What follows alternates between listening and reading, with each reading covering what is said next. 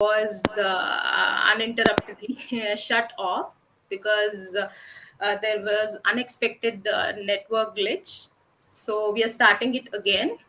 Hello to all my LinkedIn community and welcome to all our viewers. So this LinkedIn live, we are this LinkedIn live. The topic is authentic Ayurveda. So, I am your emotional healing synergist. That is, I am an Ayurvedic psychotherapist, a passionate infopreneur, edupreneur, and medical writer. And I am in my pursuit of my mission to address, promote, and propagate Ayurveda and psychotherapy globally. In this discourse, I am conducting discussions every week on LinkedIn and YouTube on Ayurveda, mental health, psychotherapy, and related topics. So, this weekend's topic is authentic Ayurveda.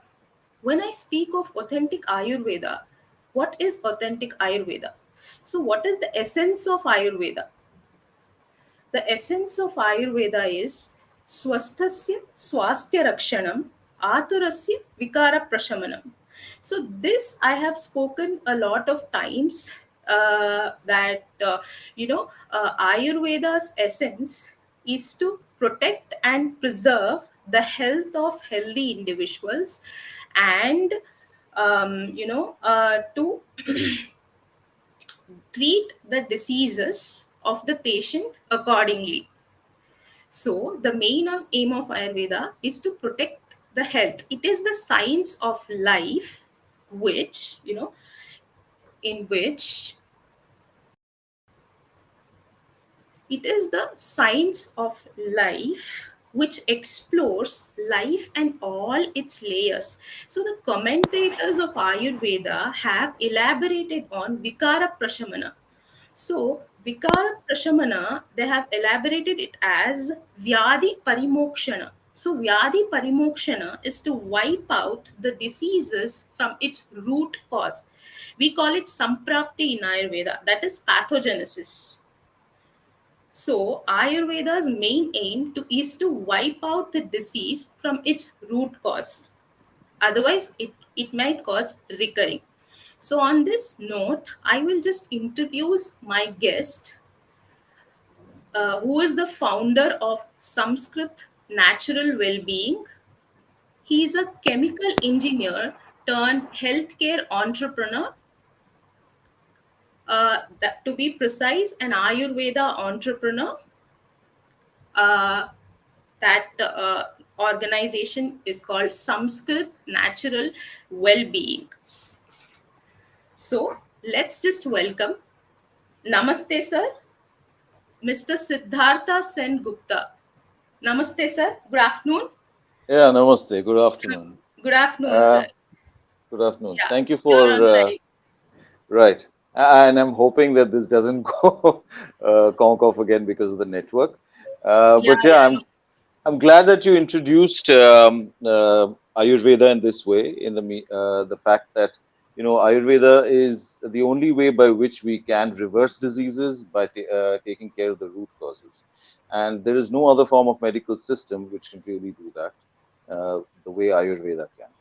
And that's the reason why I've come into Ayurveda, and that's the reason why I believe Sanskrit also is trying to propagate Ayurveda and making people aware of how Ayurveda can really reverse all kinds of lifestyle diseases. yes. Thank you. So my first question on that note is, I'm very curious to ask, like, how did you turn to Ayurveda? Like, what caught your interest? Being in chemical engineering field for 2+ decades, how did you, get into Ayurveda, into Sanskrit natural well-being? So, Aparna, I have always been passionate about Ayurveda. I've always been passionate about health, about fitness, about natural things. In fact, even when I was in the corporate and traveling throughout the world, I used to carry my bottle of oil, til, and I used to carry my bottle of trifle along with me. That was very normal for me to do. and people used to wonder because I'm an avid fan of ghee as well for a long time. So I started, I used to be very interested in Ayurveda. I haven't been taking any kind of allopathic medicines in the last more than 15 years. Oh, Transitioning from the corporate, when I, was in the corporate, moved on to being an Asia Pacific head, moved on to being a managing director of a French company. But then, you know, uh, you just, after a point in time, you just don't want it anymore because uh, I started asking myself these questions that what kind of value am I adding to humanity? What kind of value am I adding in this universe? And when you start asking yourself these kind of questions, you know, the corporate becomes very limiting in that case. And slowly and steadily, I moved out. Of course, my family was shocked, and so were my friends, and everyone was surprised because, everyone wanted the kind of job I had, but it didn't give me the happiness that Ayurveda does, the kind of happiness that the way when I heal people with Ayurveda, when my Vaidyas sit together, can you speak discuss a each bit louder, sir? Yeah. when my Vaidyas sit together, discuss each case, and when we do workshops in the corporate or when we do workshops in Europe, we that gives me the maximum amount of pleasure. Reason being, you realize that you're trying to empower people by making them aware of what exactly health is. You're making them aware of how to stay disease free for life, and the whole concept of health itself is so skewed today. If you look at people, I mean, I used to for 25-30 years I used to go to the gym. I quit it all. I started yoga 5 years ago, and I realized that there's nothing better than yoga. There is nothing better than Ayurveda when it comes to nutrition, when it comes to even physical and mental health, or when it comes to fitness. So that's we empower people, we talk to people, we do these workshops in the corporates, and we always have a lot of inquisitiveness as to how can you say that salads aren't good for health? How can you say that protein powder is not good for health? How can you say that sushi is not good for health? The Japanese are so healthy. So this is where we try to tell them or teach them or make them aware that the concepts of Ayurveda are so different from what people are doing today, and that's the reason why there's so much of unhealthy people around. That's why we get patients who are from the age group of 15 to the age group of 90 who are so unhealthy.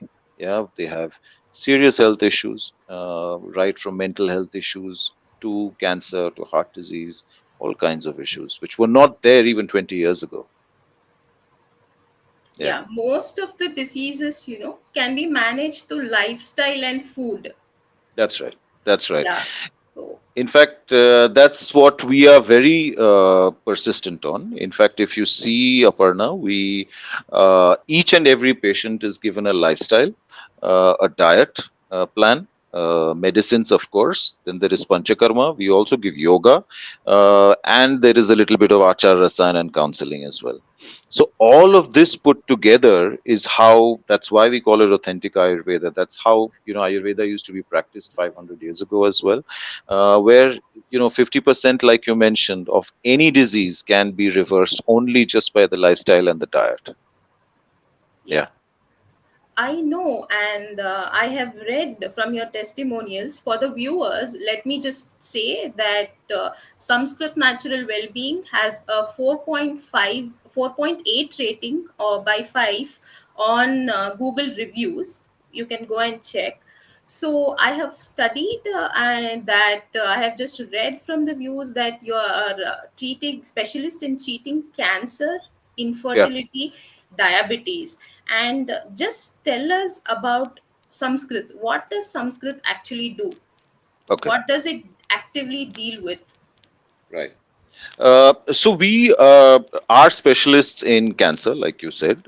We have been treating cancer for the last few years, and we not only reverse it, we normally, you'll be surprised, Aparna, that we get patients who've already been treated with chemotherapy and surgery, and it's all botched up cases, and they are the ones who come to us. Then we tell them that, if you would have come to us with before the chemo or before the surgery, we could have treated you very easily, because this is a typical balancing of Vata Pitta Kapha which has to be done. The whole metabolic system, and that, for us it's easy to balance metabolism, and it's easy for us to improve the immune system. It's very easy for us to strengthen tissues, which allopathy cannot do, or which no other system can actually try to, try to reverse. So for us, it's very simple, and that's why we try to tell people that, if you actually come to Ayurveda first, then there are far more chances of survival. In fact, I'm going to just give you a little bit about patients who have. Your voice is not audible, sir. Yeah. Can you hear me now? Yeah. We've had several patients who've come to us, especially who've not had, the older ones who are like 85, 90, and who've not had any chemotherapy, who've not had any surgery. And within 3 to 4 months, they've already started seeing a recession in cancer, reducing dramatically. And of course, we check that with the PET-CT scan. So that's how powerful Ayurveda is, and that's how fast Ayurveda is. It's a complete misconception. People think Ayurveda is slow. It's actually just the opposite. Yes, that's what I tell people, that at least 80% or 85% of the diseases can be cured by Ayurveda alone. And I tell people that this can be done through Ayurveda. And your screen is frozen, sir. Hello. And for the viewers, before the network comes back, like for the viewers, Ayurveda explores life and all its layers. How hita hitam sukham dukkam ayustasya hita hitam manam cha tacha yatroktam ayurveda sa uchyate. So hita ayurveda is explores life when it is conducive, when it is not conducive, the happy age, the unhappy age, all the mental aspects. And Ayurveda in those days, 5,000, 10,000 years ago, was called Mana Pramana. Why was it called Mana Pramana? Because it was called Mana Pramana because Ayurveda is the science of life which is absolutely measurable. What can be measured? The quality, in terms of quality, in terms of quantity, in terms of dosage, in terms of strength, and the time period. Everything in Ayurveda is so much precise. It is developed as precise as possible. So everything in Ayurveda is very precise. And for those who say that it is not evidence based, it is absolutely evidence based. Why? Because Ayurveda was experimented for years together. They have experimented on different herbs, different herbo-mineral preparations, different authors have different opinions. Like Charaka has, always been into herbs and minerals, and Sushruta is famous for his surgeries. He invented, like, he is the first ever surgeon the planet has seen. So he invented, like, he found the dissection, the exact count of the bones, surgical instruments, surgeries. And he did, this was the contribution of Sushruta uh, to the society. So it is very much evidence based. And how do we get the evidence? We do lab investigations, and we correlate, we do naturally correlate with the lab investigations. But also, what we do is the patient, what better evidence than a recovered patient or a reverse disease, right? And that is the, evidence actually. Yes, we have to put in much of research now. So the thing is, Ayurveda is as much as evident. And what I am concentrating here is why I have taken up this is, people ask me, why have you taken up this, why are you doing this? Because Ayurveda, like, people do not know the percentage of people, who go to Ayurveda is less than 15%. Actually, the percentage should have been 80%. Means if 1 million patients, if 10 lakh patients every year, that means Ayurveda is able to treat 8 lakh patients. That means all these diseases can be treated by Ayurveda.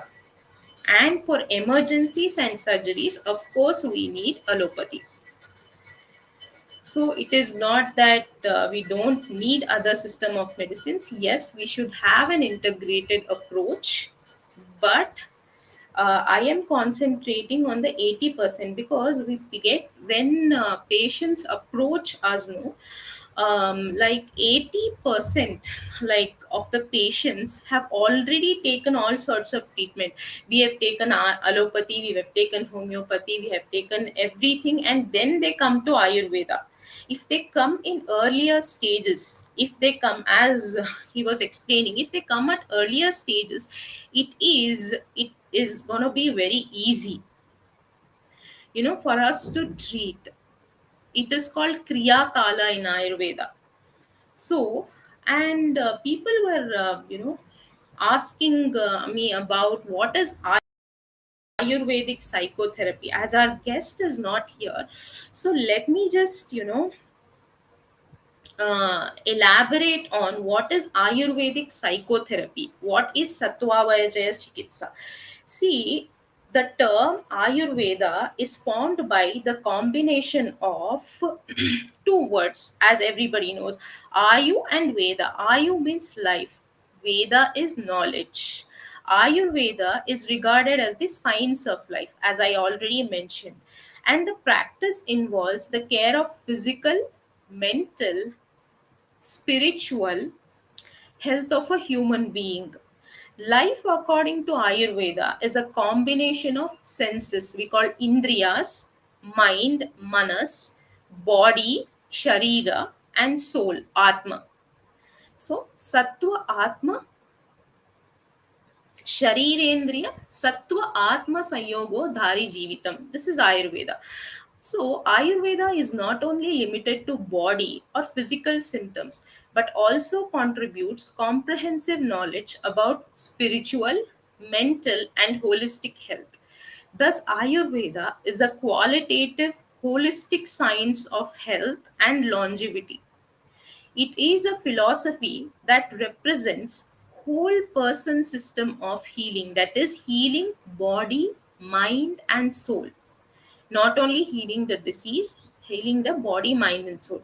The perfect balance of mind, body, and soul is considered as complete health in Ayurveda. So, what is Sattva Vajaya Chikitsa? That is Ayurvedic psychotherapy. This is my field. Ayurveda emphasizes its treatment modalities into three parts. One is Sattva Vajaya Chikitsa, that is mental approach, like mind, approaching the mind here, like psychotherapy aspect. Yukti Vyapashraya. Yukti Vyapashraya is intelligence, by the doctor's intelligence, and by the samhitas that we have, we treat. That is normal treatment, as we treat Shamana and Shodhana in Ayurveda, normal treatment. And Daiva Vyapashraya Chikitsa.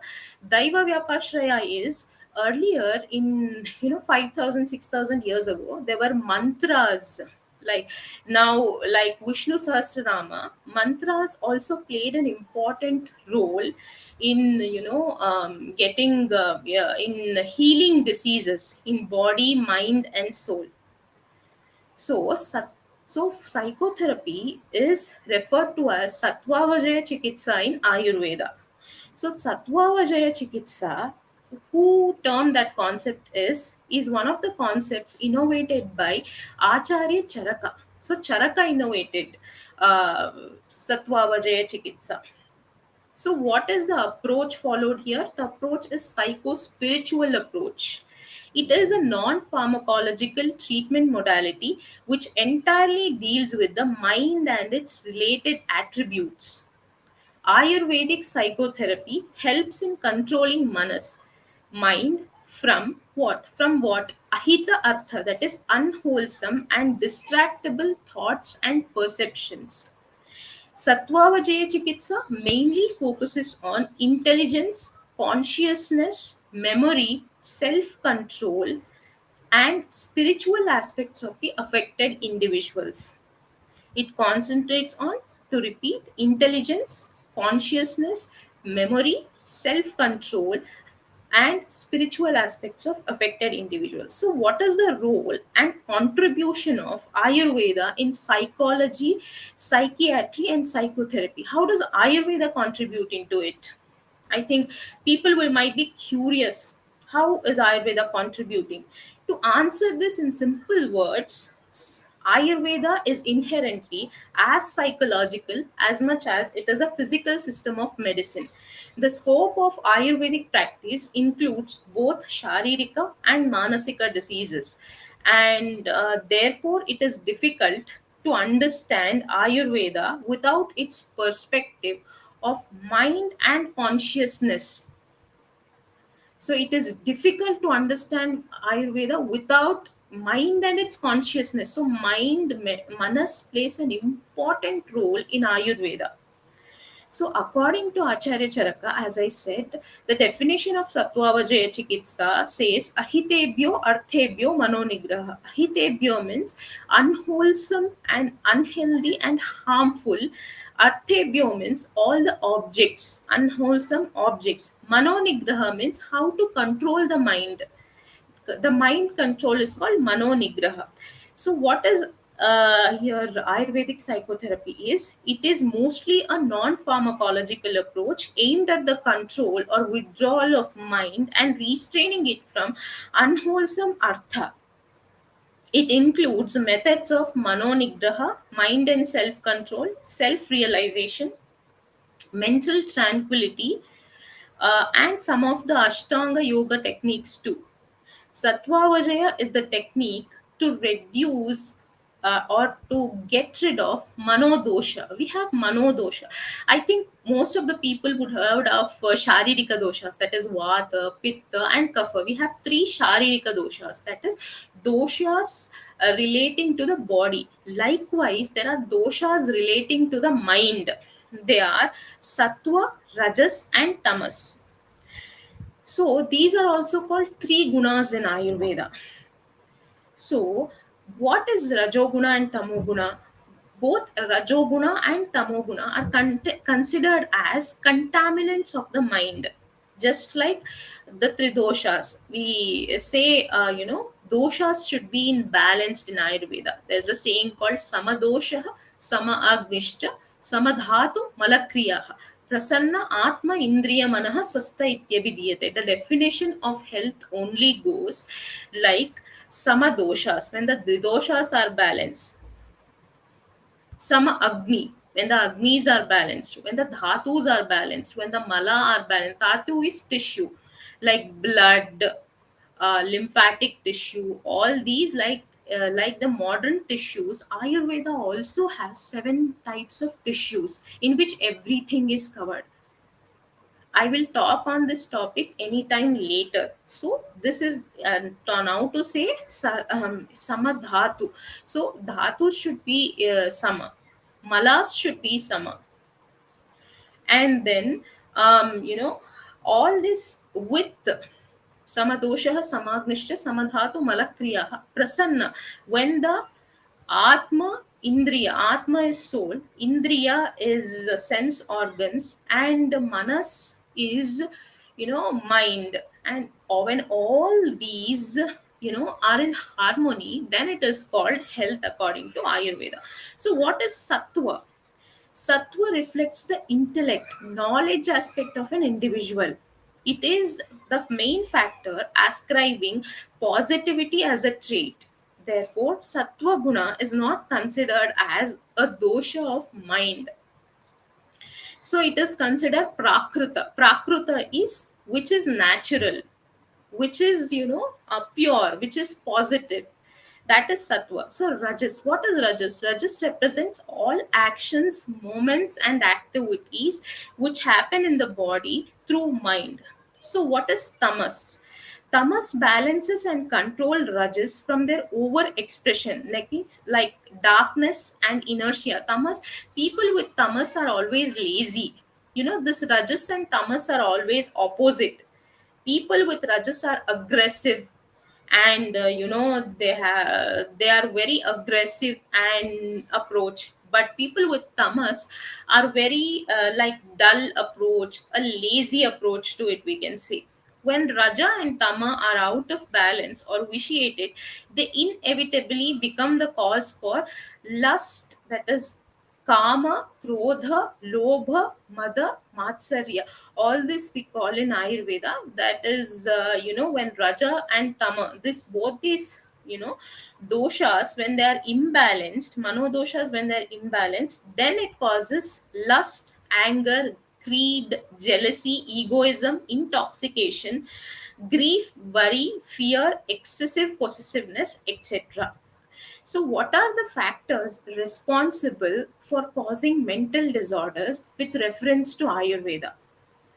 So, intellectual blasphemy, prajnaparadha, is considered to be one of the basic threefold etiological factors causing mental health disorders. All the ailments are different consequences of impairment of the intellect, dhriti, stability of mind or mind control, smriti, memory.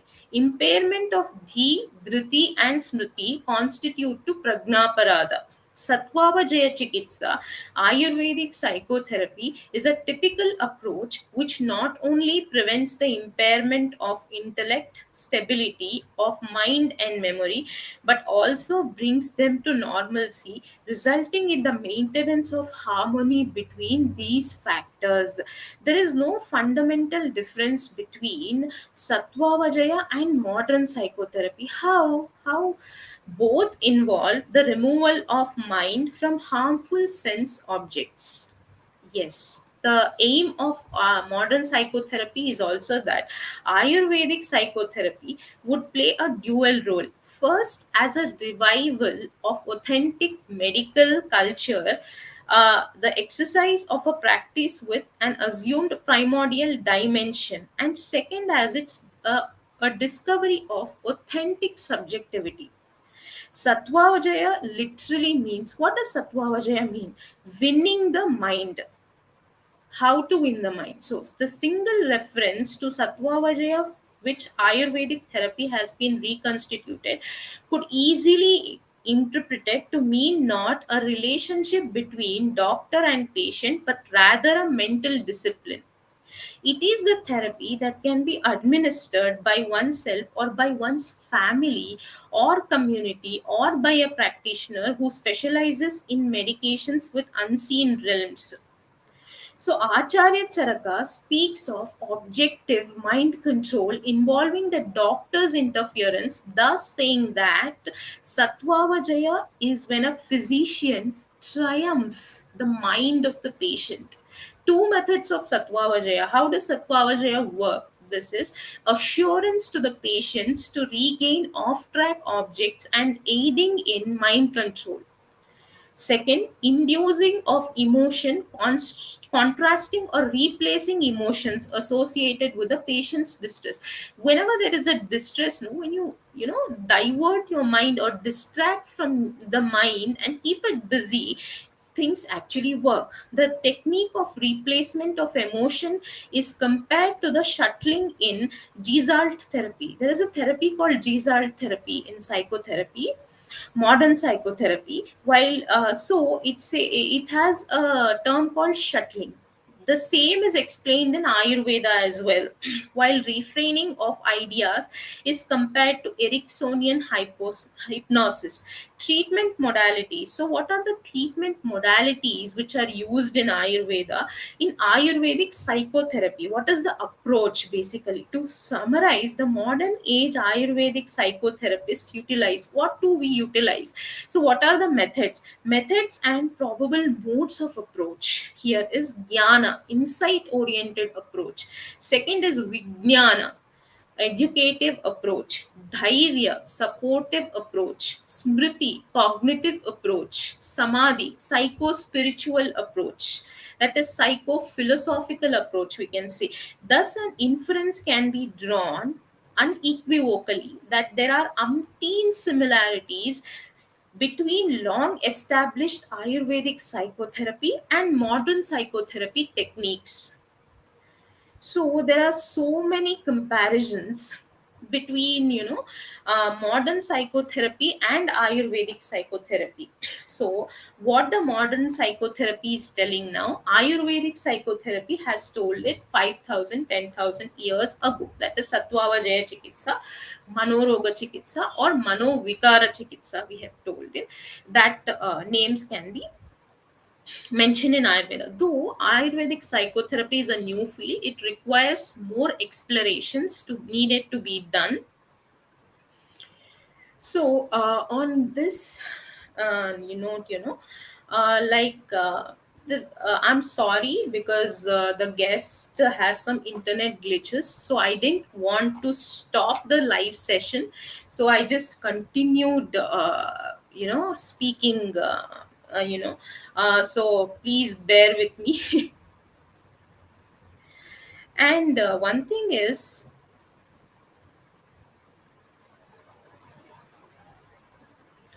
the interesting part is, the thing is, Ayurvedic psychotherapy, what I practice is 95% of non pharmacological approach. So, what I do is I use only 5% whenever it is needed. Otherwise, I don't even use medications to treat. So the technique I used is called mostly the emotional metamorphosis. So what is emotional metamorphosis? So emotional metamorphosis is emotional, a mental discipline, a transformational mental discipline which is required, or to for attaining emotional wisdom.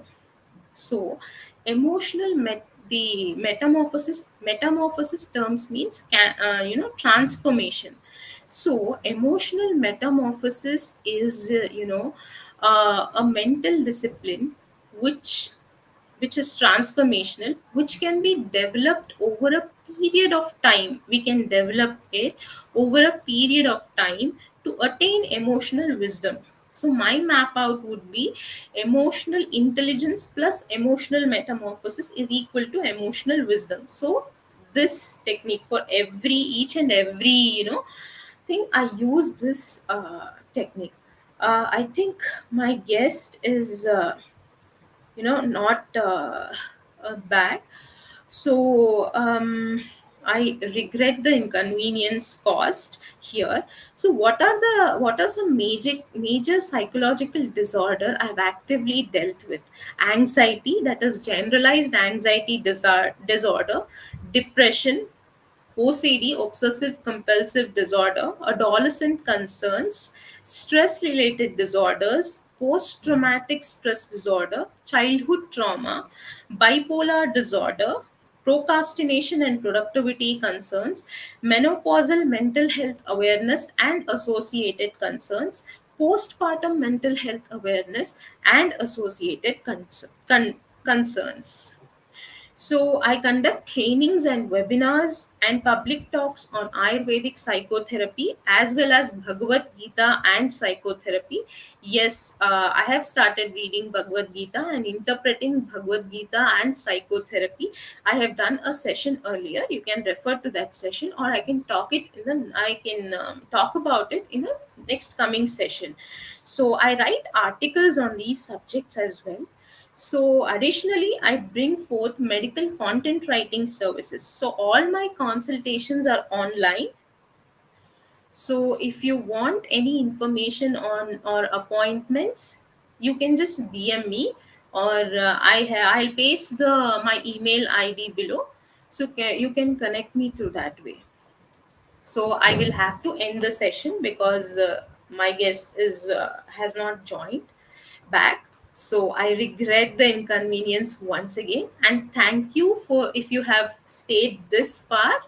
So namaste, good afternoon, have a good day, and I'll be back next week. Thank you.